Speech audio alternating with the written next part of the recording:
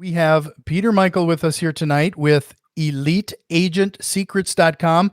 Make sure you head over to their website. They also have a podcast by the same name, and really appreciate your time, Peter. And a lot of people are going to wonder why we're going to be talking realtors and real estate investing here tonight.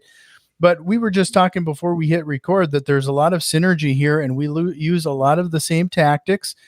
And Peter helps a lot of real estate investors in his market, whether in market or out of market, actually. So really appreciate your time here, Peter.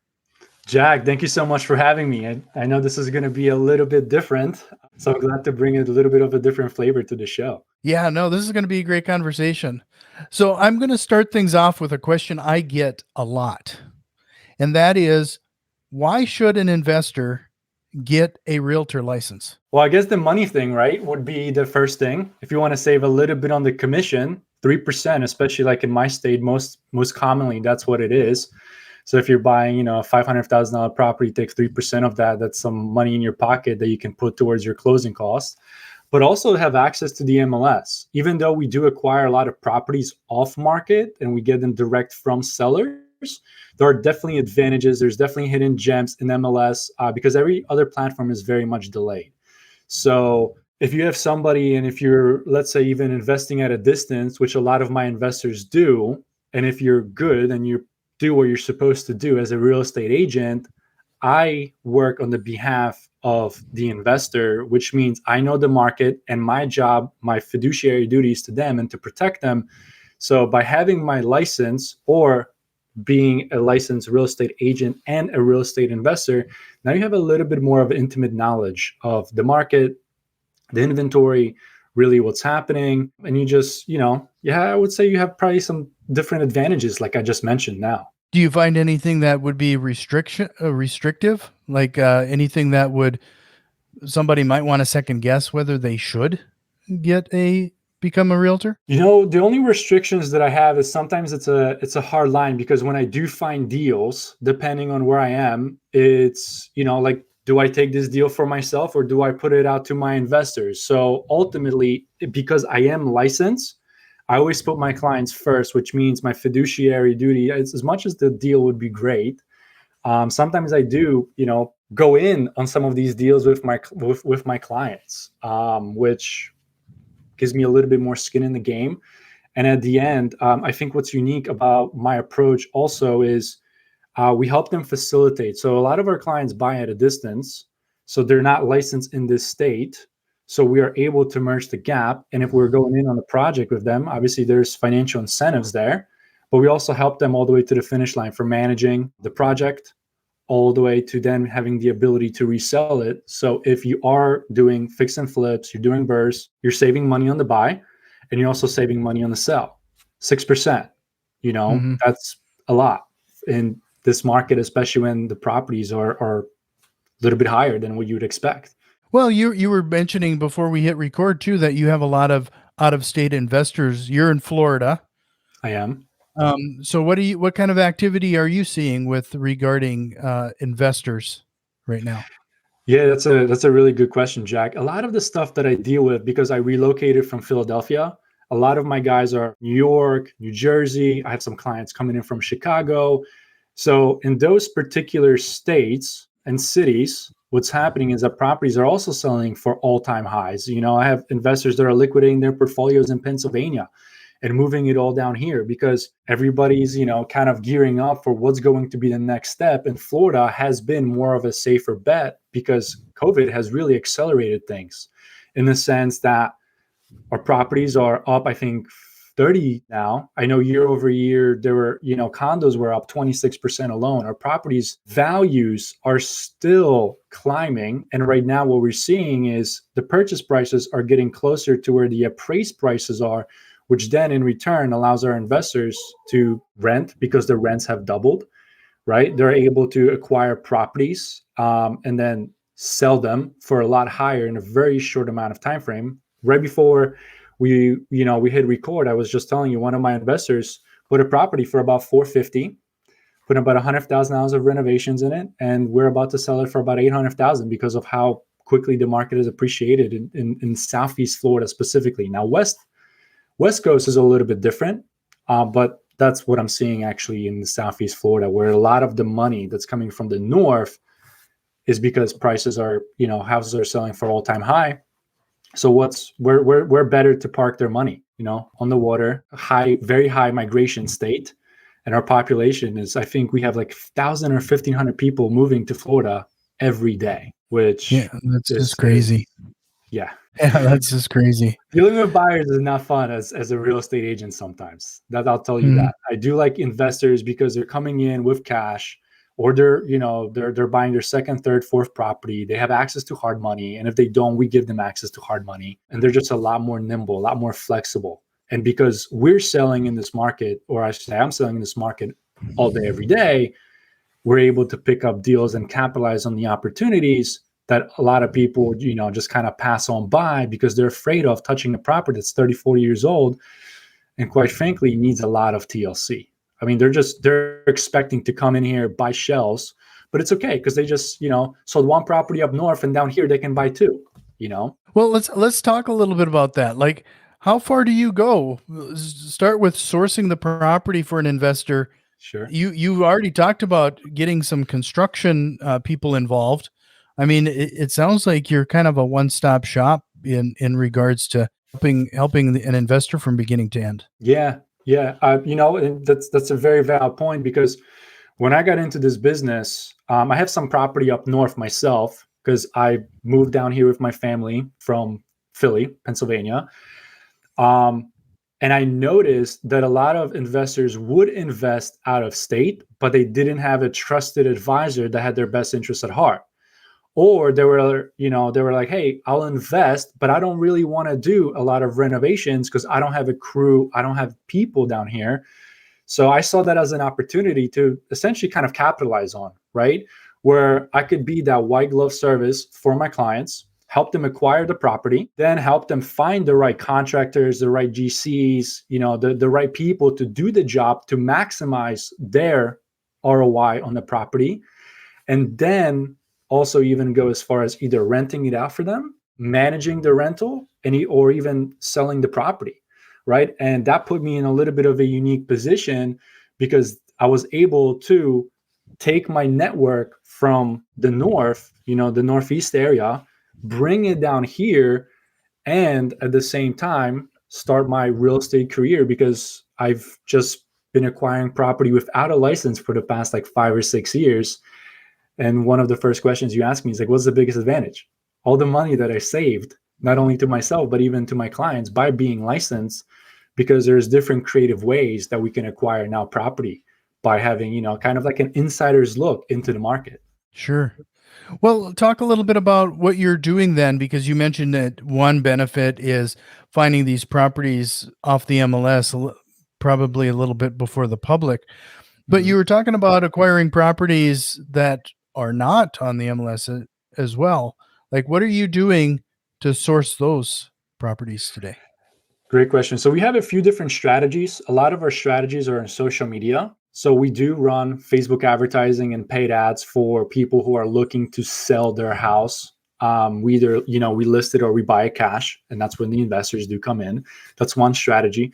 The second strategy is a very simple mailer, believe it or not, still works. It is very old school, but it's one of those highly effective methods. Now, I'm not a door, I'm not a door knocker. I'm not a cold caller by heart. So that was something that was very difficult for me. But I do, or I should say, I am able to put a mailer together, and it's very simple. It's about 4 or 5 lines. It says, "Hey, Mr. So and so." We get the list from a company locally that we basically are able to skip trace and get the owners' names, phone numbers, emails, and addresses. And then we focus on a specific neighborhood where we're saying, hey, we have potential buyers and potential investors that are interested in your property. If you're interested in buying or selling, here's a quick little link. And we have a QR code. And that basically drops them to a lander where they're either getting seasoned by our Google Pixel and our Facebook Pixel, then we can retarget them and they get to see us over and over again. Or they just simply give us a call to a tracking phone number that then we can tie back to which mailer campaign that we put out to see which neighborhood is effective. one of the big things that I've noticed is that when you focus on the neighborhood, you have to stay in the neighborhood for long enough time for people to actually start recognizing. So we don't do just like one batch of mailers, once and be done. We're actually sending out mailers to the same neighborhood for 3, 6, 9, or even as much as 12 months, sometimes weekly and bi-weekly. And then we move to monthly. And then we combine that with the social media strategies where all of our pages, everything is, either buying, selling, investing. There's a little bit of personal stuff on there. And that gets them in our, that marketing sphere that allows us to find them on Google, find them on Facebook, find them on YouTube. And it's the repetition that really gets our people calling in, our sellers calling in. So just to clarify something there, then when you say a lander, you mean like a squeeze page, right? Like Yes, a place for them to land. And then you obviously are making use of like Facebook pixels, Google Pixel to track their, absolutely. so that you're retargeting those. As I'm sure that there's a way then when you're doing that, it also keeps that secondary, third, fourth touches online, those costs under control because you're only retargeting those people that raised their hand or showed that initial interest. Yes. So the numbers are kind of crazy. So you're right on. We have a very simple page with a survey that asks for a person's address, email, phone number, just basic contact information, and whether or not they want to share additional features about the property with us, maybe their timeline and how much they like to receive as an offer, right? Mm-hmm. And then that does go and creates a custom audience. So not to get too techy, but basically we segment our audiences, on Facebook, on Google. We collect all of that data. And as soon as they opt in, there's just a follow-up sequence that somebody from our team either calls or texts or emails, because we know that sometimes may not be the right time. Sometimes people just want to know the value of their house, right? Maybe they're not ready to sell. Maybe they don't have the pain point yet. But if they're not ready today, because of the follow-up that we do through online and offline strategy, it gets combined. To your point, retargeting is probably a quarter of our cost. So let's say if it takes us $15 to acquire a completely filled out survey about somebody wanting a cash offer for their house, it'll probably take us $3 to $5 for us to be able to retarget them and get that survey if they haven't filled it out the first time. So our budget on retargeting is a quarter of what our initial acquisition would be otherwise. And another thing that you mentioned that I think is really important to call out is that you're resending postcards over and over. And you're even going as far as doing it on maybe even a weekly basis over the course of 12 months. I can't emphasize that enough, is the concept that it's that persistent, consistent mailing, because you and I have seen the statistics. It's anywhere from 8 touches, if not more these days, for somebody to take that initial action. Yes. And that's exactly what I'm talking about. When somebody opts in and even to our survey, like let's table the mailer stuff just for a second here. It takes 8 to 12 touch points for them to even start recognizing our number and consider picking it up. Even though they said, I want to sell my property as soon as possible, here's all the details, but they don't trust us yet. They think we're just trying to pull a fast one. We're going to lowball them, the standard stuff that every single investor typically deals when they're trying to acquire properties off market. But then what's happening is they see our mailers and it's consistent, right? And it happens over and over again. Then they see us on Facebook and then they see us on Google. So it builds that credibility and builds that trust. So what happens is once they're ready, right? It's not like, maybe I'm going to do this. No, it's like, okay, great, Pete, let's chat. Come by the house. Let me know what you think. And then either we acquire it, we put it out to our investors, or that depends of what we want to do, or we acquired it ourselves. 9 out of 10 times, even when we take listings as real estate agents, if we don't sell it when we have it under contract and under the listing agreement, we'll happily buy the property because we know it's a good property because we don't take on bad properties, right? So it's a win-win for the sellers. And then the other thing is when it comes to the mailers, is because they're seeing it consistently, now we're the top, forefront of their mind, top of their mind. I can't tell you how many times I've walked into a house and I see a stack of mailers. People just put it away. Yes, they do end up in the trash, but the golden rule is it has to be simple enough for them to consume it from the mailbox to the trash can in their kitchen. If I can get my message across and they can understand what the mailer actually is, and it's simple enough, and the design is good from the perspective that it's not just a bunch of information that's, how much Jimmy, Karen, and everybody else sold their house for, but what we can actually do for them, help them from the perspective of not even getting a top dollar, because that's what everybody wants. But what about finding them the next property after that? Like, yes, they'll happily sell us the property. Maybe it's, let's say it's run down, but where are they going to go after they sell us the property? So we help facilitate that effort from, the buy side as well. And we make that in all of our marketing very much known, right? We're, for the people, by the people, for the people. We go real estate transaction and beyond. That's our tagline, because we want to make sure that not only are we taking care of our clients who are the investors, but we're also taking over clients who are essentially the sellers, right? That's key. And that's how we get also a lot of repeat business, a lot of referrals. I can't tell you how many times that people are like, hey, we saw your mailer, we saw you on Facebook. Why don't you call so-and-so? They're actually looking to sell, but I'm not ready yet, And I can't tell you how many times we actually get investors that do see some of our postcards. These guys are local. And they're like, gosh, I got 6 or 7 or 8 or 12 pieces from you in the last 6 months. I got to talk to you, right? Right. Because every investor, they all have different strategies. We all acquire properties a little bit differently. We all have a little bit of different bandwidth, a little bit of different time, and that's the biggest variation. So when you're working with a real estate agent who actually knows what they're doing, they're in tune with the market, they have access to properties, and that's all they do every day, all day. Then that's when you have the advantage, to work with somebody like that, as opposed to just having them cost you the 3% on the acquisition, right? Because we all know the money's in the buy. Yeah. No, I can't tell you how many times I've lost track now of how many times I've had somebody call and they're finally ready to sell, and they're actually calling off of a postcard that I sent out 2 years ago. Wow. And they had kept hold of it. Like it So was in the I haven't drawer been in the business long enough to get that just yet, but yeah.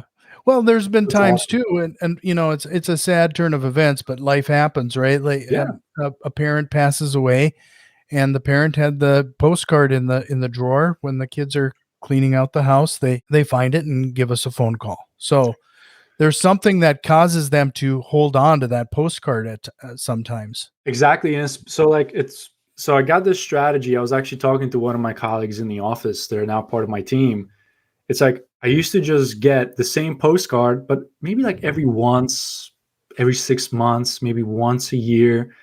And I'm like, oh, cool. It's got a lot of colors. Looks pretty cool. Maybe when I start doing postcards or become an agent, this is something I'd be interested in doing, right? And I noticed, because I'm a marketing hoarder. All the different pieces, I just have a specific drawer. I put stuff in there to see, because when I'm getting ready to do another batch, I don't need to think about what I'm going to do. I can just go and look what inspires me, see the good, the bad, and keep that in when we're putting our designs together and we're getting ready to do another batch, or we're going into a different neighborhood, we're getting a little bit of feedback.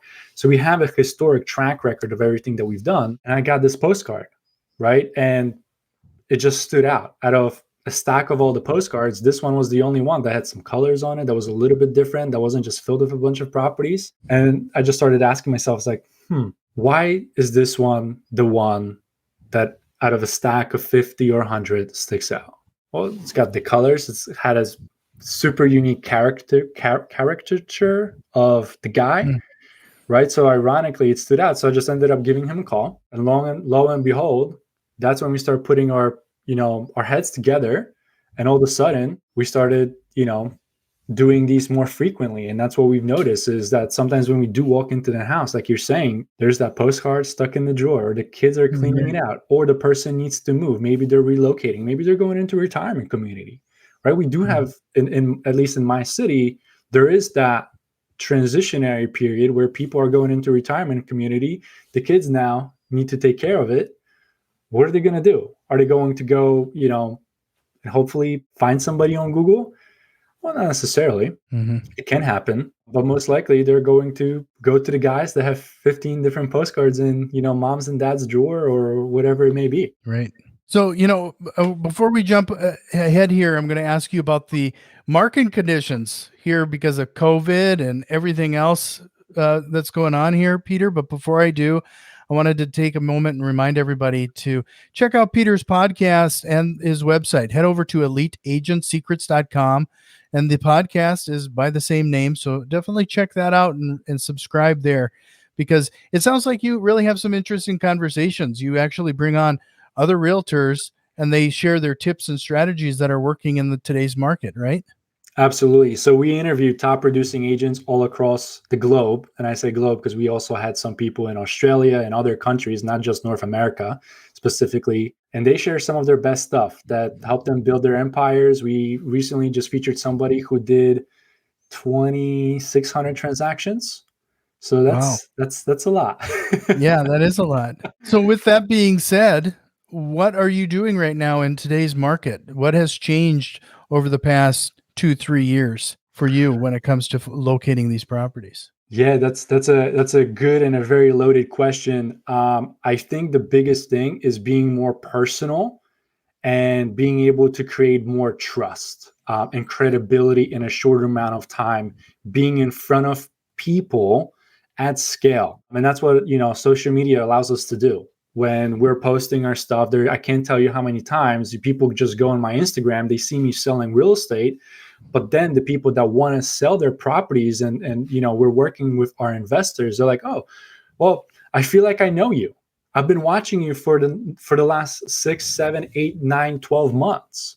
Mhm. We weren't ready to sell then, but something like Jack, you were saying, something happened, and all of a sudden we need to sell, and you've been consistent.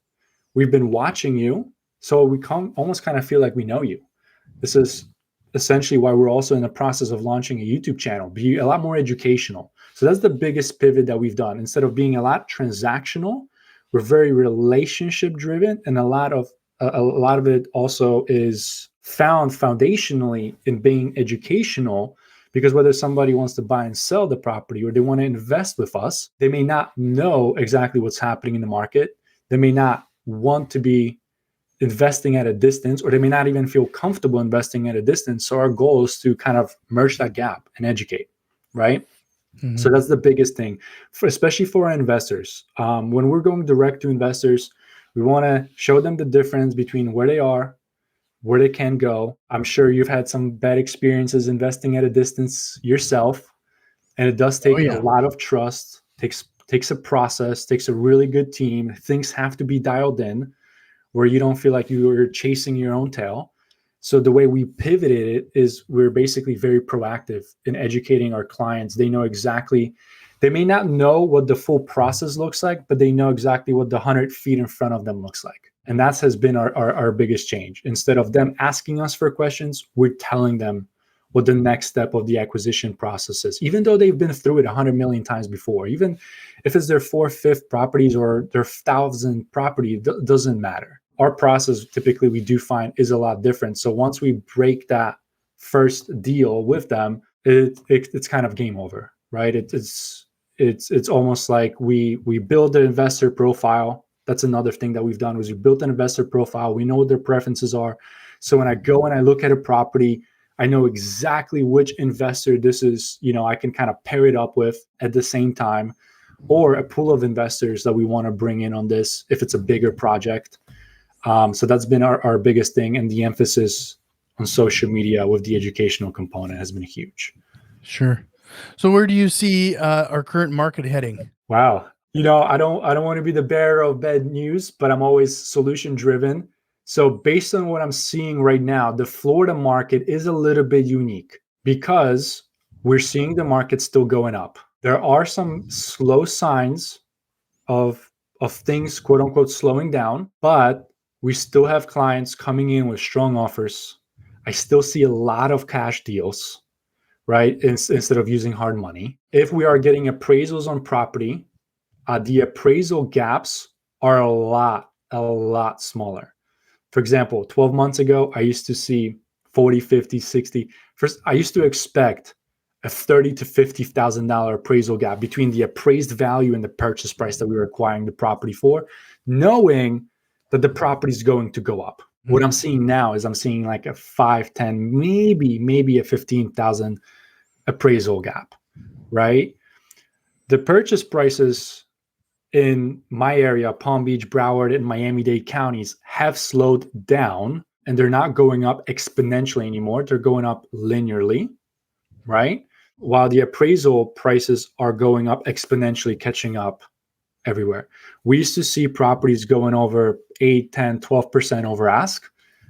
I'm seeing now between 4 to 5, maybe 6% over ask. I'm not seeing as aggressive, due diligence periods anymore. So I'm seeing that ease up a little bit. And just with everything that's happening, another indicator that we look at from the micro and the macroeconomics point of view, we're also seeing other things slowing down, like luxury goods, cars. We're seeing some of that going up. Inventory, don't get me wrong, Jack, it's still very low. I think I have 14,000 properties as opposed to 26,000 properties the same time last year. But now I'm not seeing properties on the market for 7 days. I'm seeing them on the market for like 12 to 14 days. So that's going a little bit higher, which I think it's a good thing, because it allows for us as the investors to now start having more opportunity on the acquisition side and not having to totally bank on this huge equity wave over the next 3, 6, 9 months. I mean, like we were just chatting in the beginning of the show, I had an investor who acquired a property for $450 in October of 21. We're about to list this property probably a little bit north of 800, about 120 to 150K in renovations, still like $250,000 profit returns. Right. Cash on cash return on that is, I need to put out a calculator. Yeah, no, those are great returns. I've run into a couple other investors who do exactly what you suggest, like in Florida. And frankly, that's the only thing that I've been able to find aside of one rental property strategy I've run into in California that seems to work in that market. You're talking about such bigger spreads than I would in Fargo. Yeah, I'm seeing a lot of my investors now wanting to get rid of their properties because we're all kind of seeing some of the indicators that are not as favorable for us to hold on to properties. But Florida is such a tricky market because our rents have doubled year over year. So even if, all right, cool, maybe you don't cash out and you take, 200%, maybe you just hold on to that property. The market over time is going to go up and continue to going up. Now, how much it's going to go down, none of us really know. But me being solution oriented, I'm not telling my guys not to buy, because there's always a deal. Always somebody wants to sell. And it's the right time for them to sell. And it's the right time for somebody to buy. You just have to be aware of the risk and where your risk tolerance is, and making sure that you have a plan B if plan A doesn't work out necessarily. The reason why the reason I keep bringing up that one investor is because that's been one of the lowest returns that we've gotten, but also the delay on the project as far as renovations. It's been the biggest project, but the delays on it have been absolutely crazy. We've been waiting for a kitchen for the last 4 or 5 months, right? Yeah. And the supply chain is just wrecked right now. We have no idea when it's going to come in. Next month they say next month, and the month after they say the month after that. We always keep like appliances and stuff like that on back order, because how we acquire properties, we know we're always going to need them, so we keep them on stock. But for guys who aren't, moving as many properties, they're going to be a little bit in trouble. Everything is delayed. Yeah. Hopefully that changes. Yeah, I've just never seen the market switch as quickly as it did. Like a year ago, it was you could barely keep up. I mean, the market was hot. The inventory was churning like super fast, like you were saying. And now it's like a flip of the coin on the other side of things here now. Everybody's kind of holding tight, not as much inventory. All of a sudden, everybody's like seatbelts on, harnessed on. All right. To put things into perspective, this house that we're in, August of 2021, sold for $280. My next door neighbor just sold their house for $450. Not renovated, pretty much original house built in 1980s. We have a renovated house, hardwood floors, tile, all that. They still have a pink bathroom, pink and blue bathroom, right? 450. That's almost double. Are you thinking of selling? Where are you gonna go? I know these guys. If you look up eliteagentsecrets.com, they might be able to help you. Yeah. So no, Peter, this has been a great conversation. I'd like you. I'd hope you consider coming back, because I would like to talk about scaling, because what you're talking about with everything associated with the marketing and helping the investors and everything, you obviously have to have developed a team, process, workflow associated with all of this, and you couldn't scale to the level you have without having some of those T's crossed and I's dotted. So it'd be a great conversation. Yeah, and Jack, I would love to come back and share some goodies. But you're pointing out, we couldn't scale without a process and a system in place that's duplicatable, that's not dependent on myself, and it's not dependent on anybody on the team. We leverage technology like our life depends on it. That's for sure. Yeah. When it breaks, it sucks, but we'll take the good with the bad. Right. So again, eliteagentsecrets.com. Check out Peter and his team. But before I let you go, I warned you it was coming. Is there a question or a concept you wished we would have chatted about here today? I think maybe even some of I know we chatted a lot of high level, but now that I think about the basics of acquiring that first property, maybe putting that first system in place on what to even look for in a property, or what makes a good deal. Maybe that's something that we can chat about next time. Yeah, that would be great. So again, Peter, this was a great conversation. I hope we can chat again here in the near future. Thank you, Jack.